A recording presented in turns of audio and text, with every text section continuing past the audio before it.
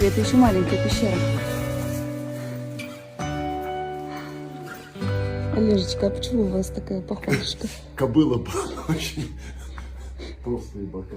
Нет, они правда, знаешь, они не сгибаются, и такое ощущение, что ты просто на прямых ногах.